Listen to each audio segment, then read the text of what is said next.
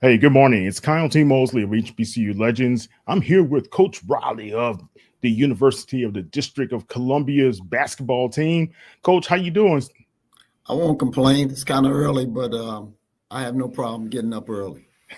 All right. Hey, look, I'm usually up 4 or 5 o'clock in the morning, so it's typical for me. Got to get to the grind, right?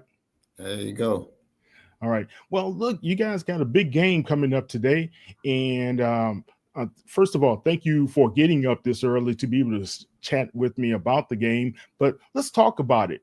What's happening in with the game that you guys are scheduled to play with Virginia State, correct? Yes.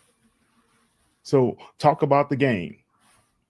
Well, the game, Virginia State, they have a good team. They're coming down here. It's sort of like a rivalry game. We don't play them every year, but in the past we had played Virginia State and their locality, not being too far from here. They're going to bring people up here to the games. We got people that's going to be at the game, and so it should be a good game. The game itself should be pretty good.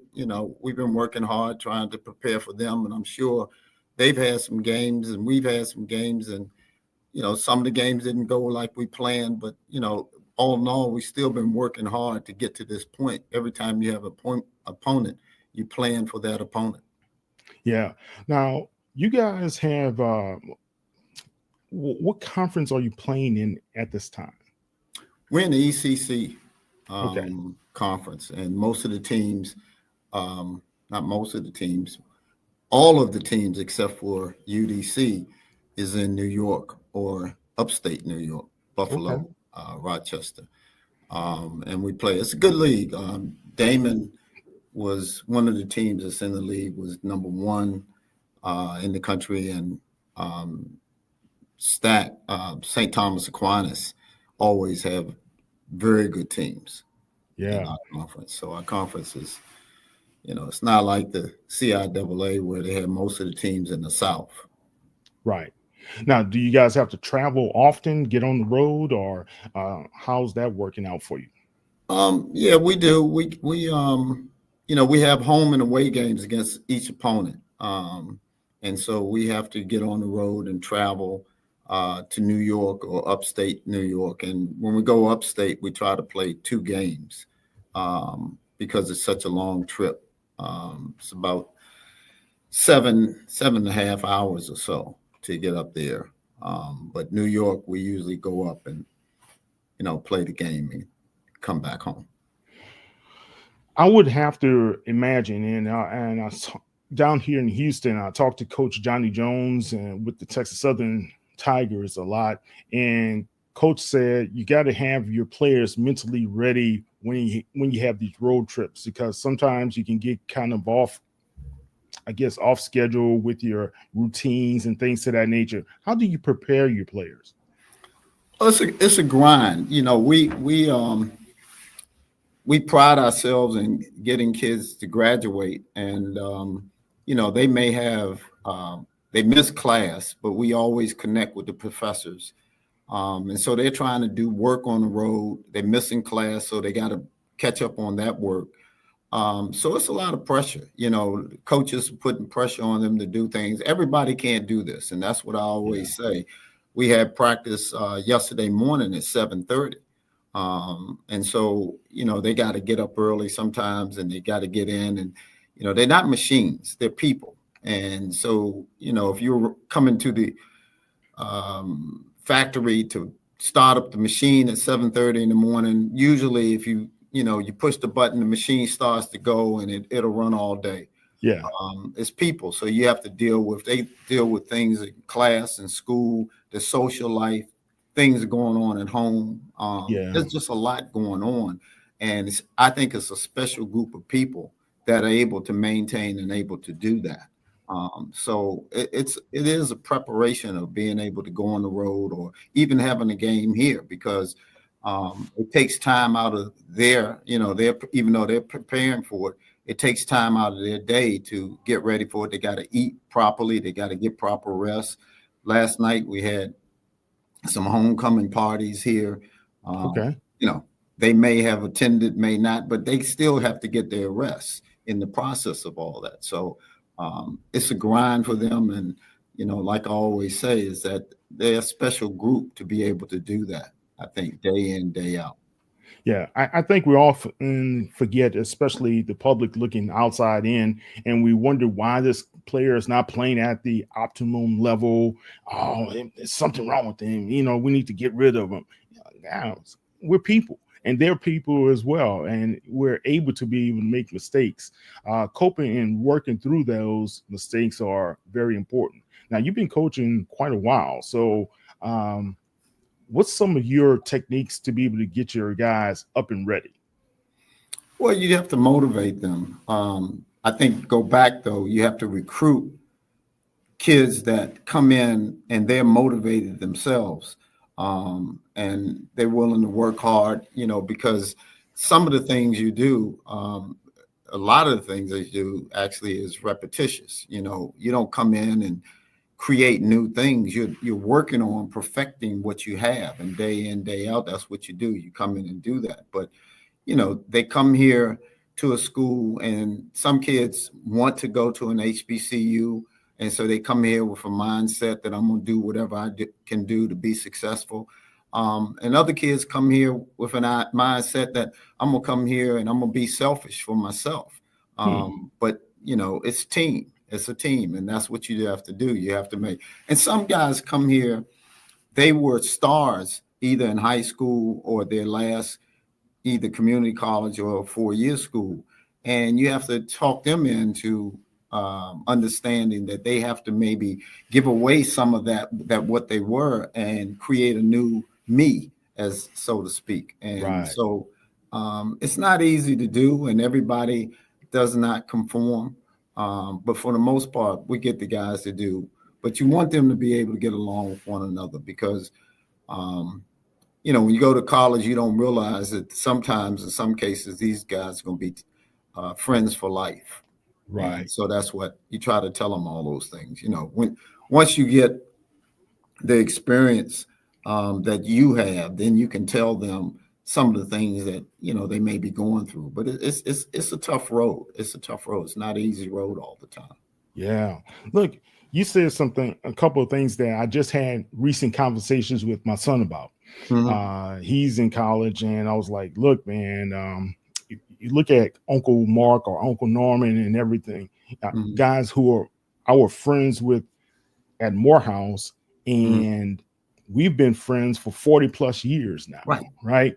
And we can call on each other, rely on one another's advice and everything. Right. So these are very pivotal times for these young guys to be able to form those bonds. Right. Well, a guy that I went to college with, he rehired me after he got a job. Yeah. So you just never know what's going to happen with guys in college, because guys get jobs. They go out, they got a degree, they go out and get jobs, they work at different places, and you don't know when you may need an opportunity or a favor, or you may need some advice, financial advice or car repair advice, whatever it may relationship be. Advice. You never know. Relationship advice. There you go. There you go. So it comes, but it's a great opportunity for them to come to an HBCU and get an education. The professors here, a lot of them have had similar experiences that they have, and they go out of their way to help people. And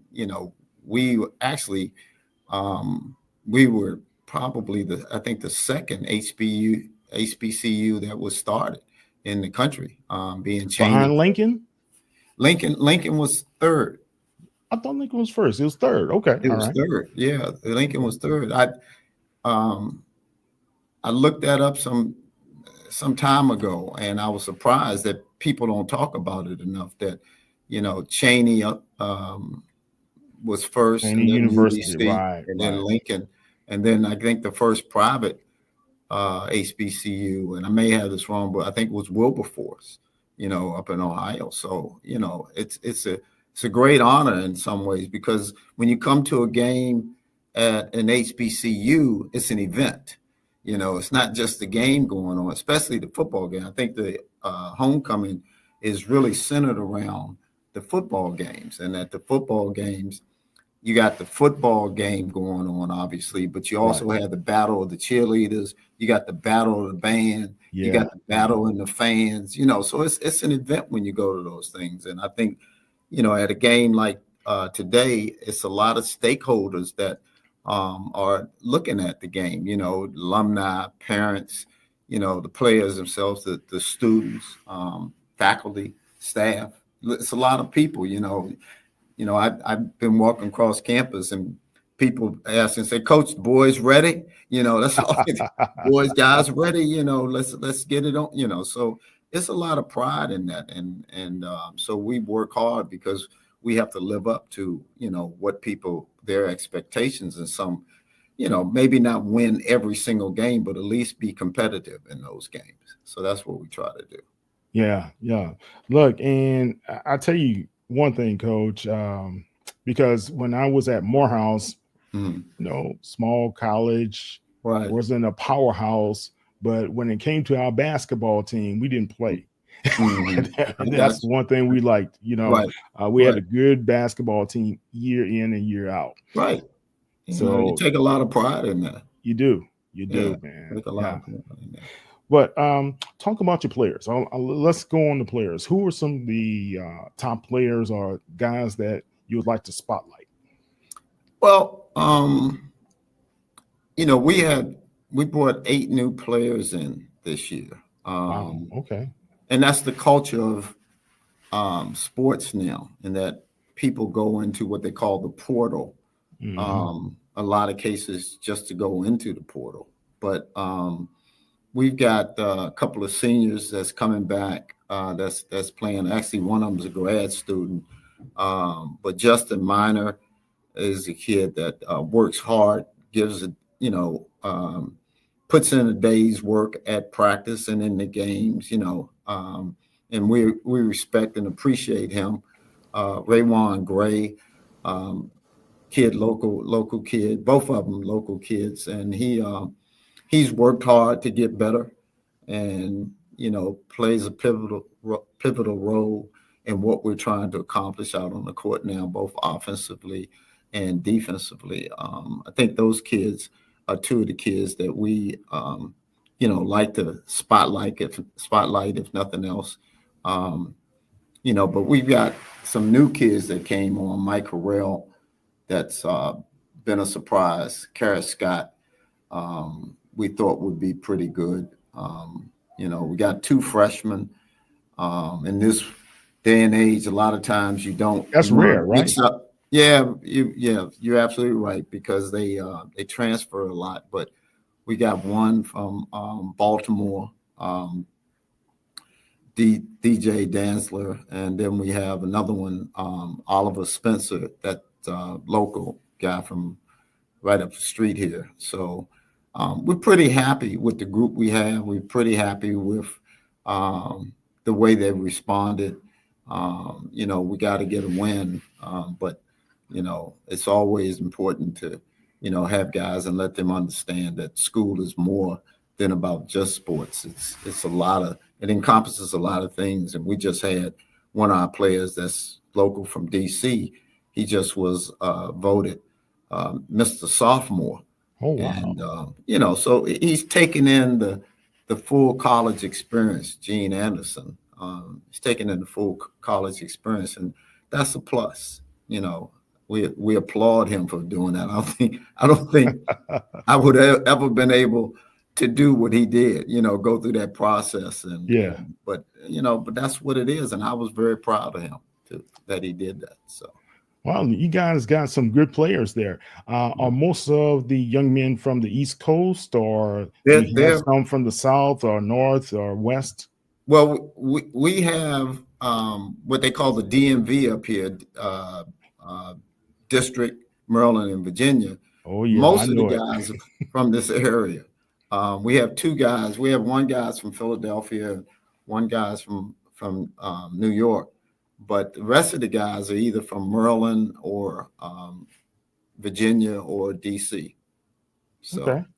We try to get awesome. the guys. We try to get guys around here that can get in the car and go home if they want to, whatever. Get a meal from mom, or maybe get the laundry done. Whatever you do, get some money, So, Yeah. you Or know, have mom and dad come on up and get them to act right, right? well, that too. I tell you what, if they're at the age that they are and you can't get them to act right, then they need to go somewhere else. I don't want to deal with Yeah, that. It's just gotcha. too much time and energy you put in people that are knuckleheads, and Right. I just don't want to be bothered with the knuckleheads. Tell you the truth, if you come here to school, you didn't come here to be a thug or hang out. You came here to go to class. You came here to get an education. Came here to get advice. You came here to be coached. So if you came here for those things, then let's do those things. Not play basketball. Yeah. So, and I didn't make anyone a basketball player that came here. They were basketball players long before I got to know them. So if this is what you say you want to do, then do it. Don't do other things. So Definitely. that's my take on it anyway. Well, I mean, it makes a lot of sense. Yeah. Coach Tremaine Jackson over at Prairie View, of course, they just won the SWAC West title, but in the midst of it, he said, "Man, I had to let a couple of my guys go because they weren't following the program. We have a program and we have a vision for what we need to do, and you've got to be able to follow the rules." And hey, that's just life. Yeah, with the NIL rules or NIL money, that's possibility or opportunities, I should say. Sometimes kids are trying to do their own thing, because if they get recognized, then maybe they can get a piece of change somewhere get sponsored, Right. whatever. Or in some cases, they can get opportunity to go to another school where that school may spotlight them, Right. So, Right. and I'm not afraid or, I'm not scared to spotlight the kid if he deserves to be spotlighted, but let's not, walk through the door and shine the lights on me because I'm me, prove it. And then we'll go from there. Yeah, I think that's one of the things when I had a conversation with Coach Lavelle Moulton from NCCU earlier this year. He was saying the NIL has changed the landscape of how HBCUs are doing business as well. And just like you say, it's almost like every year you have to have a new crew to come in because some of the young men are using HBCUs just as a platform to spotlight what they can do, get a better deal through NILs, and it's becoming revolving doors. So it makes it more challenging for you as a coach. It does in some instances, but I think if people want to come to HBCU, I think that there are opportunities here that may not be afforded to them at other places. And so I think people like Deion Sanders, by going to Jackson State, he's made it a little bit more popular to come to an HBCU. And yeah, I think that and I don't know if all kids understand HBCUs. Whether or not they are HBCU, right. You go to a school because, they just don't know where the HBCUs are. I went to a school and people thought it was a HBCU and it wasn't. What school? Georgetown. I went to Georgetown because the coach had black players, mostly black players, or maybe in some cases all black players in some years. People would watch Georgetown on TV, and then we recruit kids. And when they came, they thought it was a HBCU because it was only black kids that they saw on TV. So were you under Coach Thompson? Yes. Yeah. My dad, and I grew up watching Coach Thompson, but my dad. You try to say you're younger than I am. Is that what you're trying to say? Look, Coach, I ain't that much younger than you. Come on now. I'm 59. Right. I'll be 59 in December. So, okay. But Coach Thompson was such a legendary figure for us growing up. And because I lived in New Orleans, and when they had that game in New Orleans, we were just like so excited to have Georgetown there. Final Four. Yeah, that was an exciting Final Four. Wasn't the outcome we wanted, but it was exciting.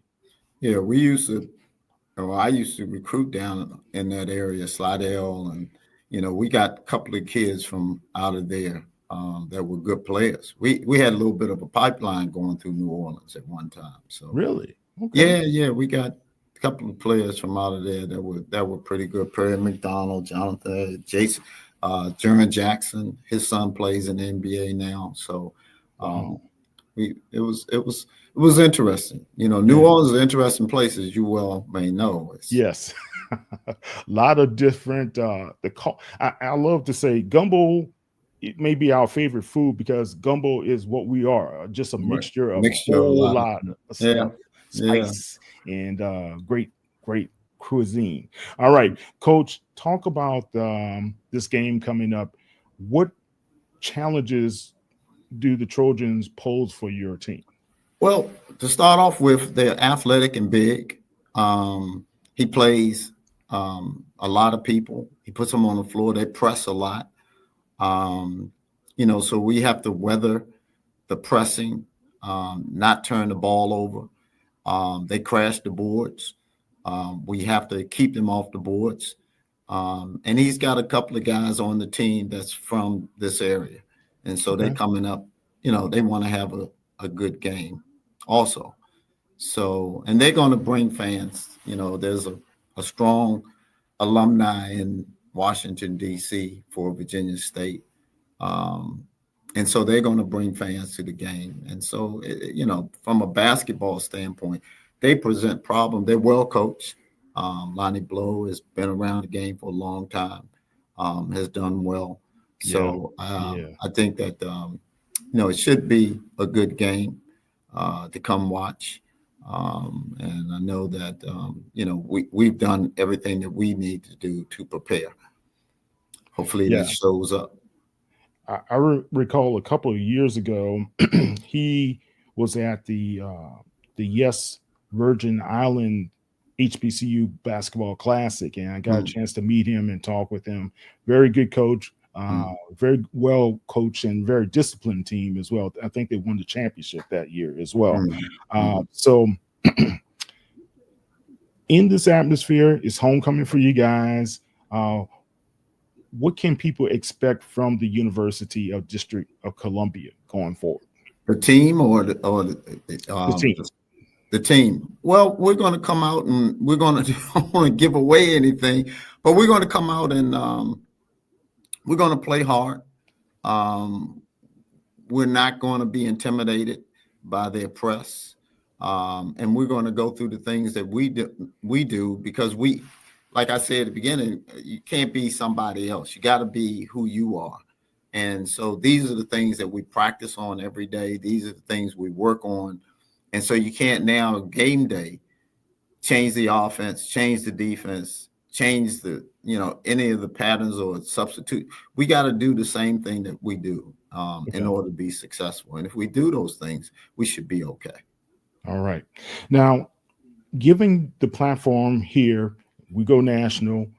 I want people to know about the college itself and the university and what you guys are doing, and why should somebody consider attending the University of the District of Columbia? Well, the university is small enough to have class sizes, I guess maybe 15, 20 people, class sizes. And the teachers here, I found out in my time here, they're very, very understanding if you go and sit down and talk to them. And I think partly the reason why people of color, and they're not the only ones that go to school here, but people of color go to schools here, is because they know they have professors or people that work in the counseling administration, counseling offices and places like that look like them. And so when they tell them a story about something that's going on in their life, they would probably be more understanding. But the most important part, Cal, is that because they are people of color, the students may be more willing to go to them and share. And I think that's a plus because of the fact that, we go through a lot, and, mental health is not talked about enough in my estimation. And Amen. I think that when people need to talk to somebody. It may not be a psychiatrist, it may not be a psychologist. It's just somebody to talk to.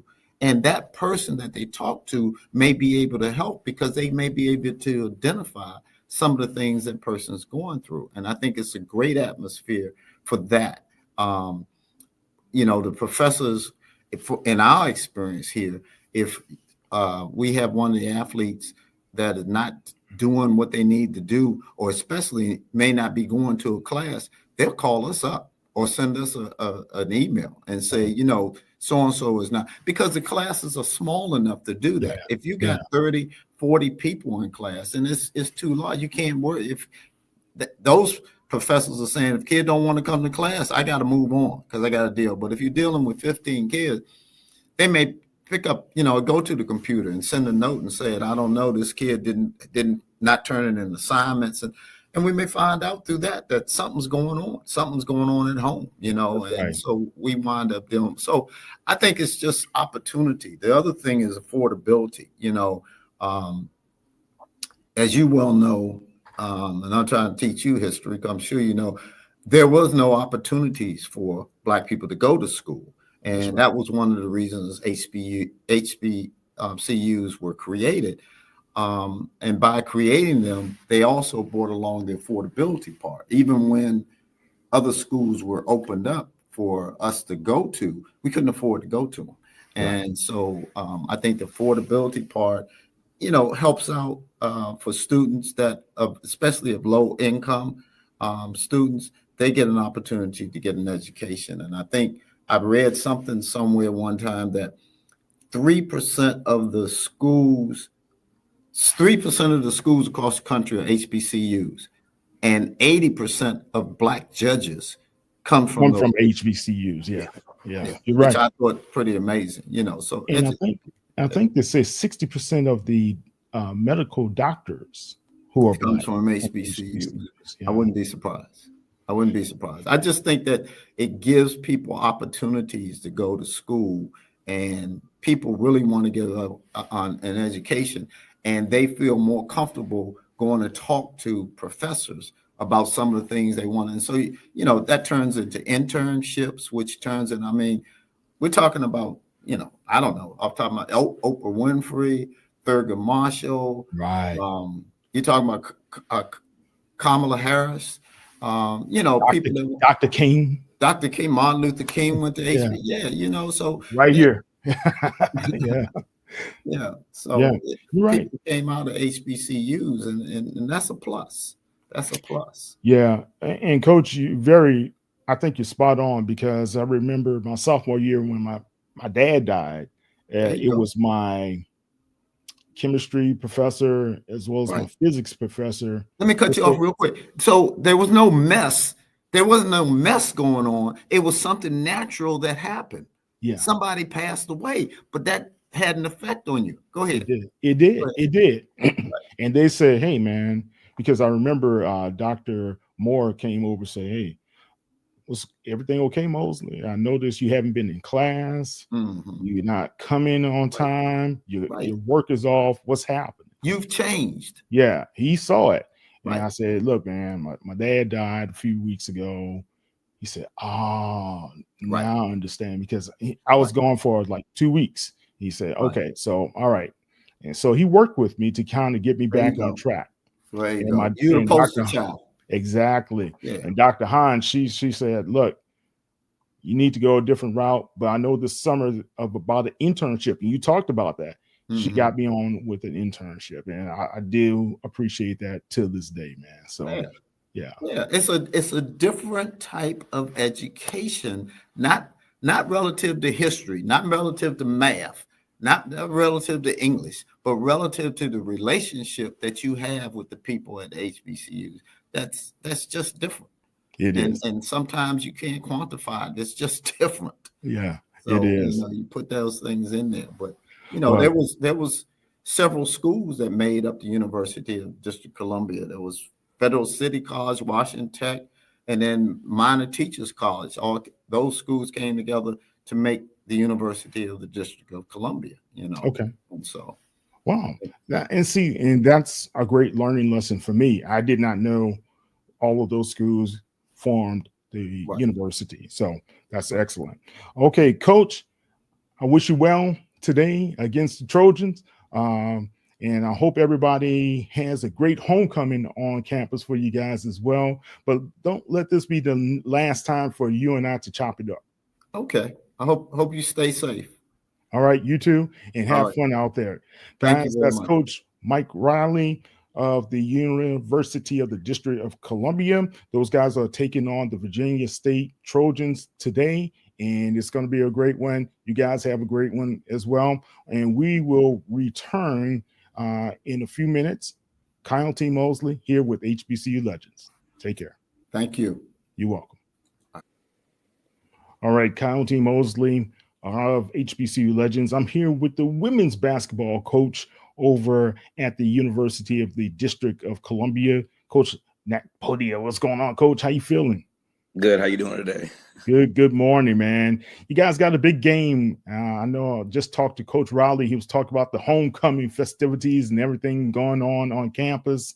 But, of course, you guys got the Trojans coming into town. Talk about how your ladies are going to be prepared to meet the challenge. I think we've been getting ready for the past few days, and we really just want to go out there and have a good showing for, the home fans and homecoming. We've been really working hard on our defense. Virginia State's a team that has multiple scorers, and, we're really just trying to slow a couple of them down and, make sure on the opposite end that we can, have efficient scoring as well. So I think we're ready. I think they're excited. We have a young team, so this is also our first game at home of the year. But I think they're going to come out today. Okay. The first game, that's exciting, and it's a homecoming game for you guys as well. What's the atmosphere going to be like for you and the ladies? I think it's going to be great. Homecoming is usually one of our most attended games. A lot of alumni come back. Being HBCU, the homecoming is a really big deal here. So I think it's going to be really electric in there. Wow. Look, just talking to Coach Riley, he gave a great overview of what the college is about and what you guys have been doing. And a lot of people don't know about the university being an HBCU. How special was it for you? But, you coached over at Howard University, but you were keenly aware of what's happening over at the UDC. Talk about it. I think it's a university that's really been growing in the past, 10 or so years. And, President Eddington has really done a good job of really putting us out there and, really showing that we are HBCU. We are also a great option in the DC area. There's so much coming. I know they're building the DC archives on campus. That's a big deal as well. There's constant construction. We have a new turf field, new gym the past few years. They renovated the library. They're really, investing in the university as well. And I think it's, might not be the most popular option because I don't think enough people know about all the good things that are going on. We have a terrific law school, some great business programs.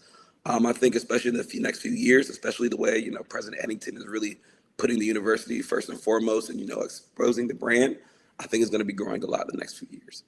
Wow. That's really awesome to be able to hear because Coach was saying how intimate the class sizes are and how a lot of the players that you guys have come in, and if they don't go all the way through, they also find other opportunities at other schools, right?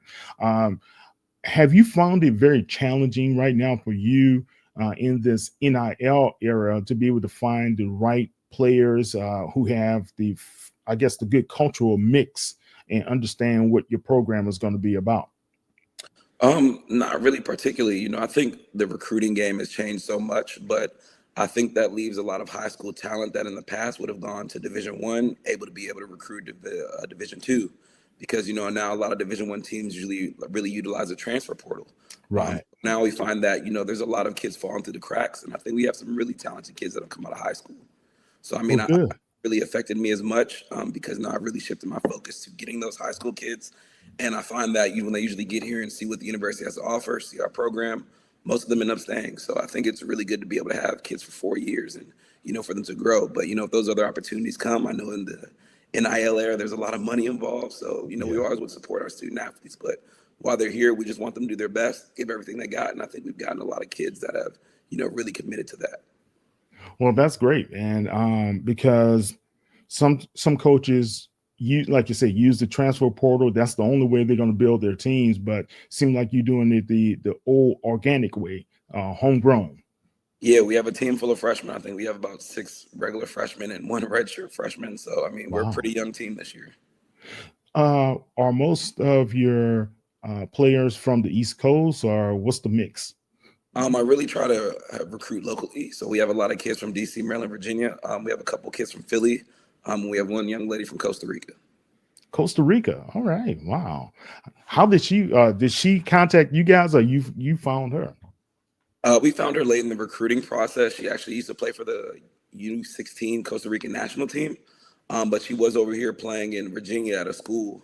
So we saw her. We instantly loved her game and, her experience playing, at the highest levels over there. And she's been a big impact. She missed our first 3 scrimmages, but she's come in her second game, she had 9 and 9. So she's been a big impact for us to help us get that victory. Oh man, congrats. So I like to talk about the players, get to know the players, spotlight some of those players who we should be kind of eyeing out for, especially with this big game you guys have coming up today. I'd say first and foremost, Ayanna Ellis, who's kind of our graduate, one of our leaders, 6'2" forward. She's pretty much, she had a double-double the first game, was close to it the second game, but missed about a quarter with a little slight injury. But she still had like 9 rebounds or 9 points and like 10 rebounds or something like that. But she's been our leader on and off the court. She was a 3-year starter for me before she missed last season with the shoulder injury. But she's back and she's picked it up and she's even better than ever. She's really expanded her game to be able to play inside out. We use her kind of more in the post now because one of our players are injured, but she's someone that can pretty much play all over the floor, and she's a leader. She can initiate the offense. She's really grown a lot these past few years, but one thing that's always been there is her defense. She's always been a lockdown defender, able to guard the 1 through 5. She plays a huge role for us. Wow. Okay. All right. We'll be on the lookout for those young ladies. And or the conference you guys play in, is it the ECC?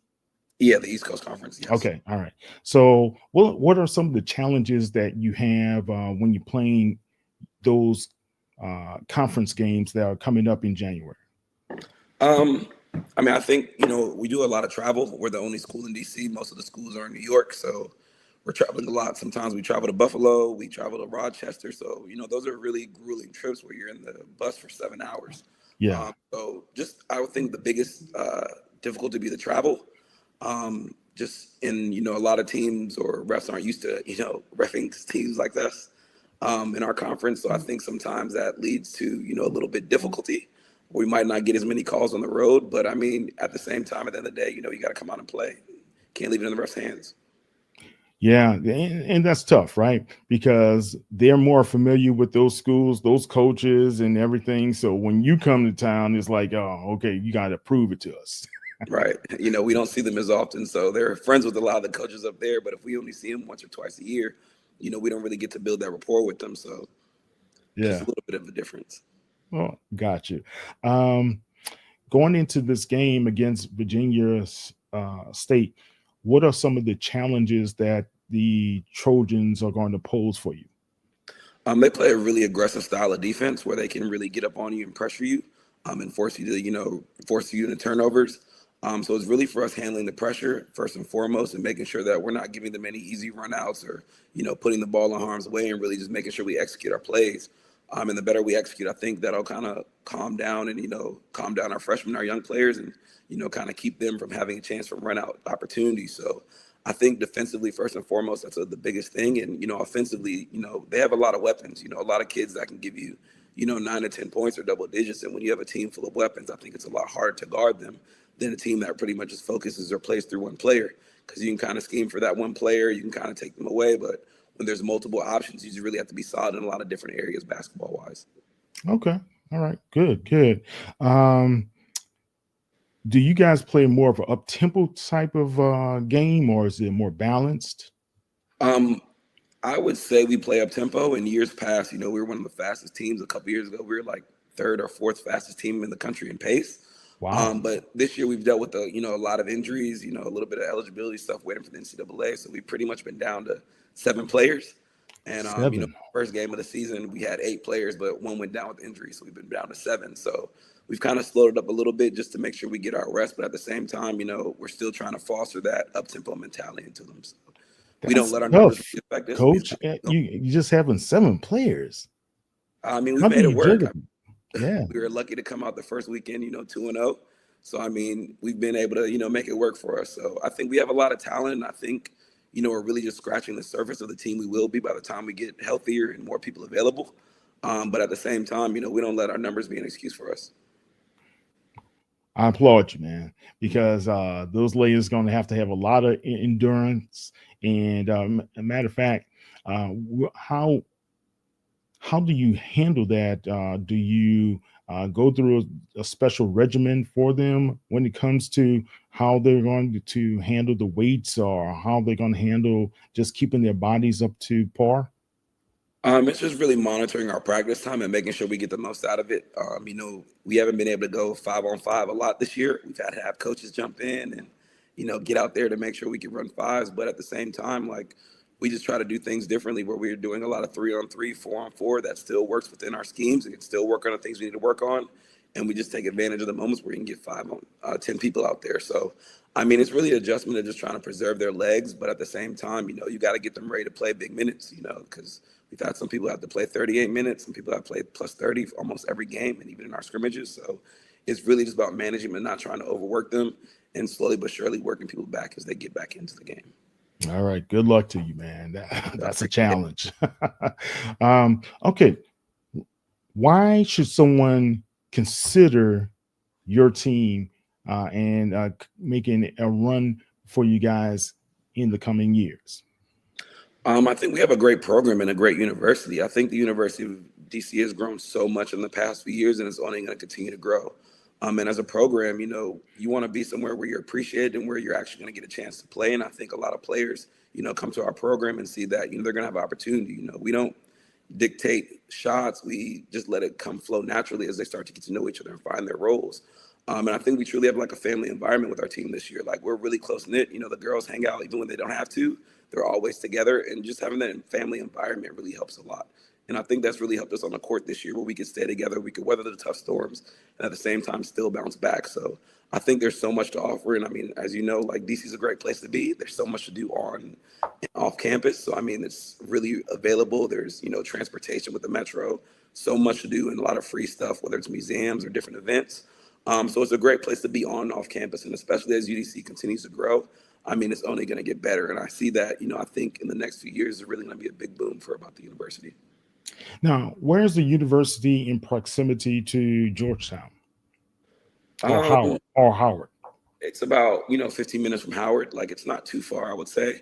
It's really in Northwest, right downtown. So, I mean, Georgetown might be about 20, 25, I think, but, depending on traffic also, but it's not too far. It's around a lot of universities, so it's really great proximity. All right, cool. Good to hear. Okay. Before we get off, talk a little bit about yourself. Give us your story. I really started off, when I was in college, basketball was something that I always loved, and I got into coaching. I fell in with some of the right people. I started with AAU. I was working under Jay Billis, who's the ESPN commentator. Yeah. Really helped me out to get a great foundation. And from there, I kind of went on to work at Howard as the director of basketball operations / assistant coach. And that was a great experience, being at HBCU, so historical as Howard. I grew up in the area, so like, it was great to work there as well. From that time, I kind of went out to Las Vegas to do NBA player development, and kind of worked with Impact Basketball. And then I found my way back to DC. I'm on the women's basketball side, and I got to work with some great coaches. Then eventually I took over, and, we've been really building up the program since then. A couple of years ago, we had a 21 season, appeared in the top 25. Really? Wow. So led our conference in scoring 2 years and 70 points, about 70 points per game. So I think, and also defensively, I think we've always been a solid program, especially these past 5 years. I think last year we were, top 25 in defensive field goal percentage, second in the country in blocks. So we really preach defense, and I think that's something that we've done a good job of this year as well. Then we've held our opponents to about 36 points per game. So we really, made an impact on that end. So really happy to be at University of DC. They've given me a great opportunity, and, I just want to make them proud. All right. Do you and Coach Riley have some friendly competition? My girl's going to beat tonight. Coach Riley, you got to get it up, man. Not really, man. I mean, they gonna have what they have going on. We kind of have what we going on. You know, the schedule's so crazy. We're traveling at different times. Like we were in Delaware, they were at home. But you know, we So always. is this the first time y'all guys are playing back to back? Yeah, this is the first time this year we have a back-to-back game. So you know, we always support them though, and they support us. I think that's great. You know, UDC is a smaller university, but that makes it kind of more a family environment where everybody knows everybody on each team. You know, I know the men's players, the track, you know, lacrosse. So I think that makes it great about the university is that, you know, everyone's kind of locked in at a smaller university. Interesting, man. I look forward to seeing you guys out there and being able to put up. And I know, like you say, it's homecoming. So it's going to be a great atmosphere in the gymnasium. Tell everybody how they can be able to find you out there on the World Wide Web in case they are interested in coming to your program. You can reach out to me by my email. It's my first dot last name at udc.edu. And you can find that at udcfirebirds.com. That's our athletic website. So just go to the staff directory, scroll down to women's basketball. You can find all my information there. So it's john.nakpodia@udc.edu. So if you have any interest, please feel free to reach out. I forgot to ask Coach Riley this. What are some of the nicknames of, I know the Firebirds, right? But do you guys go by DC Firebirds or UDC or talk to me about it? The nickname's kind of UDC, you know, just for short, University of DC. But I think usually people say University of DC or the University of the District of Columbia. So we don't really have a nickname, but I mean, you're more than welcome to give us one if you think that's great. Well, Coach, that's all right, man. I need to get one of you guys T-shirts or 3/4 something. Really I want to great. help promote the university. I think it's cool what you guys are doing. You and Coach Riley. Coach has a great background when it comes to basketball, and I just appreciate what you guys are doing. Keep up the great work. Thank you. I really appreciate you having us on. So thank you so much. I love what y'all are doing. All right. Appreciate you. That's Coach Nap. And he is going to bring it with the Lady Firebirds, right? And hope you guys are able to tune in and check those guys out. There's a lot going on this Saturday in HBCU sports. We got the MEAC championship going on, as well as season finales across the board. But if you're in DC, check the tip-offs over there at the University of the District of Columbia. I'm Kyle T. Mosley of HBCU Legends. Guys, don't forget, go to hbculegends.net to read all of our articles online with Sports Illustrated. And you can be able to check me out at KTMOZE on all social media platforms. And you can check out HBCU Legends at HBCU Legends on all social media platforms as well. Coach, thank you very much. You guys have a great day, and I hope everything goes well for you and the Lady Firebirds. Thank you. We really appreciate it. You're welcome. All right. Take care.